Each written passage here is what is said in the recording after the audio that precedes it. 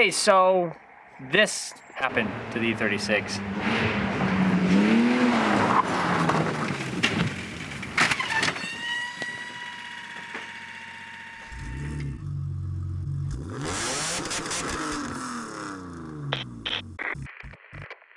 Yep, so it's all smashed up. Let's take one more look at that clip.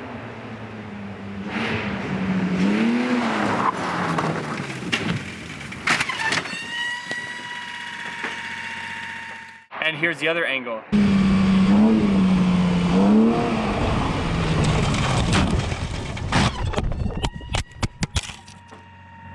So this happened behind the scenes while we were doing our suspension test. It obviously had nothing to do with the suspension, just overran the car a little bit. We are actually still very happy with the suspension. It held up really well, even though the car did get hit pretty hard. And here is some more footage right after that happened. BMW provides. Look at this, BMW, they provide these things. And look, it's everything you need to recover yourself from stupidity. And this is why you do things on closed courses. The problem is now we have to wait a long freaking time for rescue because we are clear out here in the middle of nowhere. This is the first time in 38 years I have crashed a car. And it sucks. But, positive note, car wasn't super expensive. Nope. You're not hurt. Yeah, we didn't hit the engine. We'll go look over that in a second. And there's loads of parts in that car that the transmission's going directly into the red wagon when they can. Here's what was interesting. I'm going to put this back so you can see where it was. This bumper teleported through the tree, and that's where it was mounted. But on this side you can see just barely, back here in the shadows, that the tree ran along the frame. Manifold isn't cracked. I think it shot the engine forward.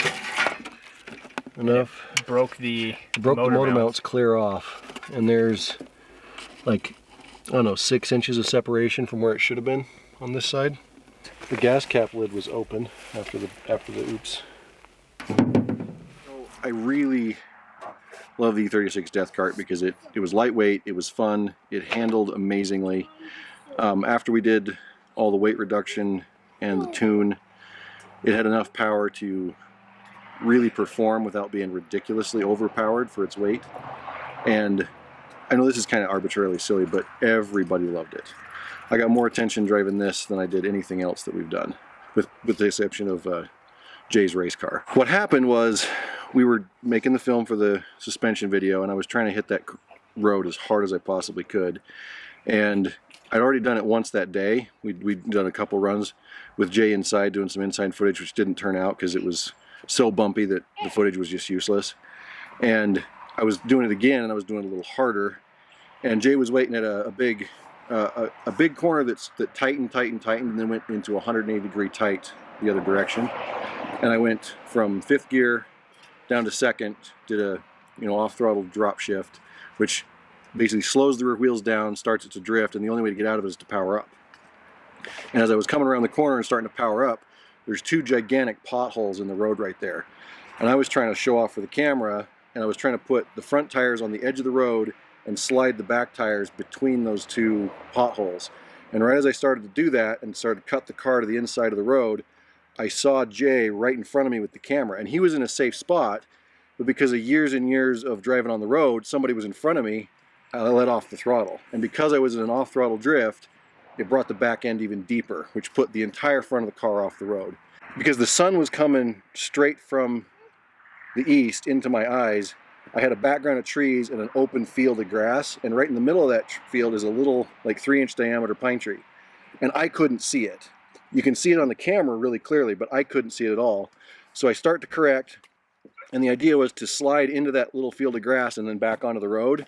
And right as I started the rotation to get back on the road, I hit that little tree. And we'll probably do this like frame shot, the tow hook hit that tree dead center and snapped it off right at the bumper, and the bottom like 18 inches of the tree came back up and broke the control arm for the steering tie rod end. And that then caused the tires to pie out because I'm trying to turn back onto the road at this point after hitting the tree, and it's just not doing it. And then I see the big tree coming, I hit the brakes, lose any control I still had, and boom. So that's what happened there. So because I really love this car, it's not savable as a whole. The frame is bent in too many places. Car did a great job of protecting me. I didn't get hurt at all, not even sore afterward.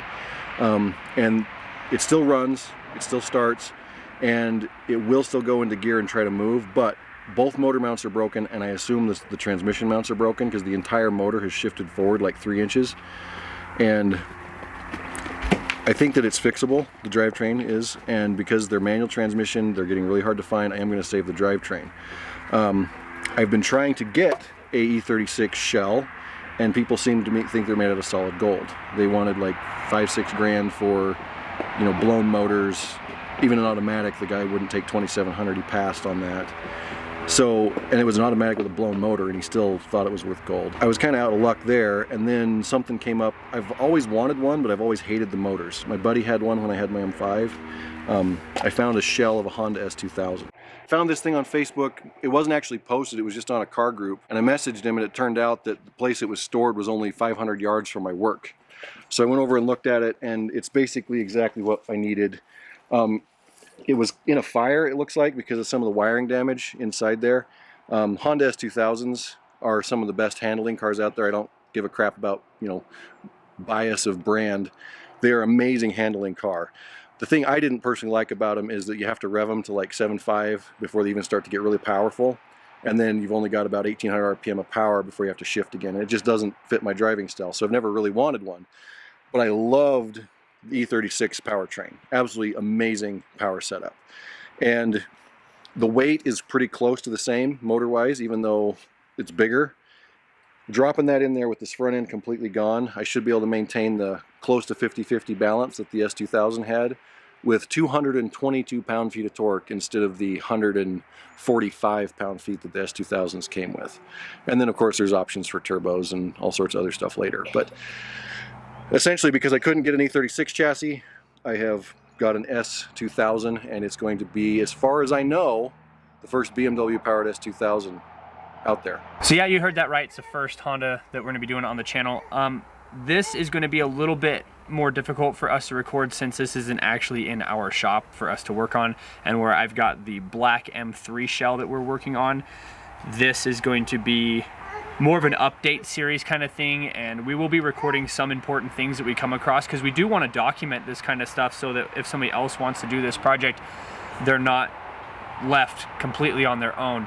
And where there's a lot of LS builds and stuff like that, there's a lot of information about that, but there's not really much on the BMW, on any BMW swap into something like this. So for example, like your front brace, that's going to need to move forward. The front steering rack, that's all going to have to get moved forward.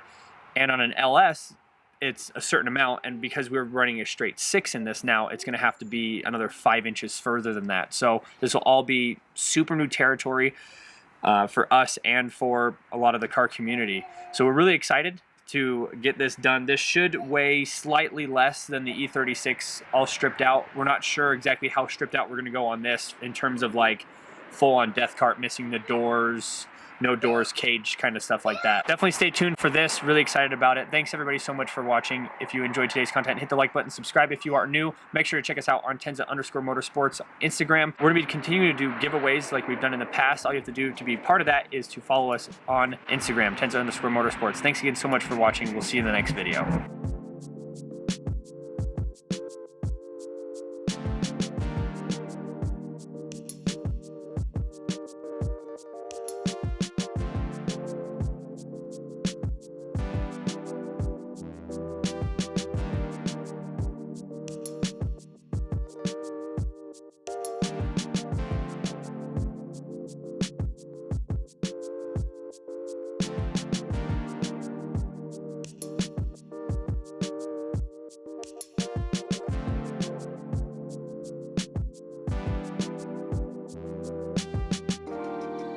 Bam!